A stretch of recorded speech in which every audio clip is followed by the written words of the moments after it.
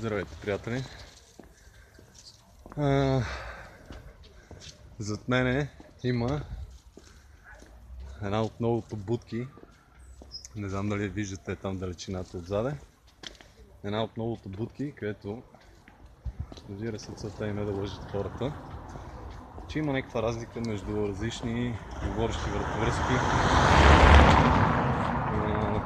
различни пионки. И тези будки, като ги оставят така, и омайват хората, че има някаква разлика с обещания, с всеки неща. Истината е, че няма никакво значение кой за кой гласува, дали гласува. Изборите са предрешени и те не се решават тези неща от хората.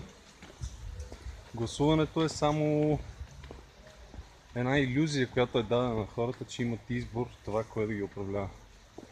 Всъщност всичките тези, които се напират да управляват, или не знаят още в какво се забъркват, защото още не са взели властта, или знаят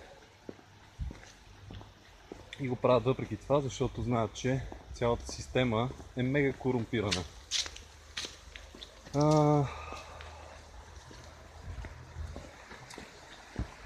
Лошото е, че такива будки сега сигурно ще срещаме на всеки 5 метра. Как не ги е срам, аз не мога да разбера да продължават да лъжат хората така. Някакъв всека е налепено. Някакви измислени кандидати с едни широки усмивки.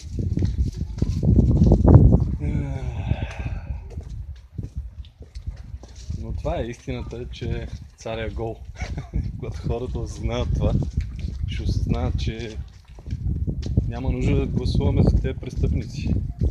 Трябва да осъзнаем, че са престъпници и просто да не гласуваме това доверие на тези хора. Защото те имат едни съвсем различни интереси и работят за едни съвсем различни хора, а не за нас. Така че не вярвайте на обещания на говорещи вратовръзки. Още нещо иска да кажа, че наистина абсолютно никакво значение няма дали гласува човек или не. Това пак казваме една илюзия, която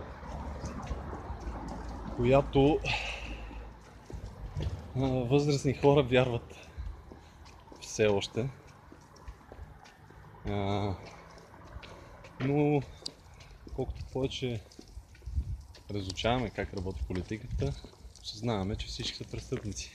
Абсолютно всички до един. И това са само някакви говорещи вратовръзки с различни цветове. Така че не се подлъгвайте от различни цветове, кебабчета или обещания. Просто не гласувайте за престъпници. А всички до един са престъпници.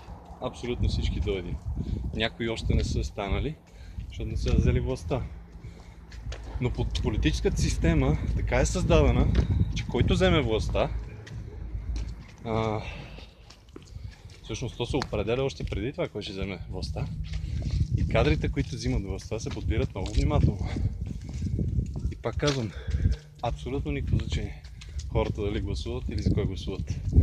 Те неща предварително се знаят, предварително се нагласят.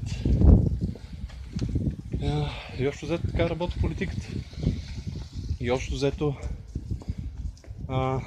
човек, който отиде и си даде доброволно гласа, сам пред себе си и пред тези престъпници, доказва, че не знае как работи политиката. И те на това се надяват. На това се надяват, че хората още не са осъзнали. Вече доста хора са осъзнали всъщност какво представлява това. Но те, разбира се, това им е единствения шанс да продължават този измислен танц, тази фалшива мелодия и си мислят, че заблуждават някой. Но самата истина е, че човек отиде... Да, и аз съм гласувал. Преди съм гласувал. Но преди не знаех въобще нито как се движи света, нито кой движи света, нито кой управлява света. И веднъж, когато разбрах как работи политическата и финансовата система и осъзнах, че двете са взаимно свързани, почваш да осъзнаваш, че всичко е една иллюзия. Иллюзия на избор. Избор, който не правиме ние.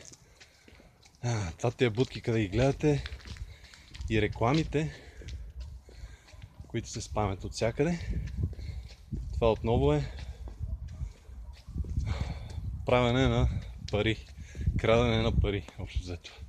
Те взимат субсидии да си правят реклама. Тези субсидии са с пари от данъците. И общо взето това правят. Изборите са една голяма измама за хората. Колкото повече хора го осъзнават това, толкова по-добре. Това беше от мен за сега. Ще се видим след малко.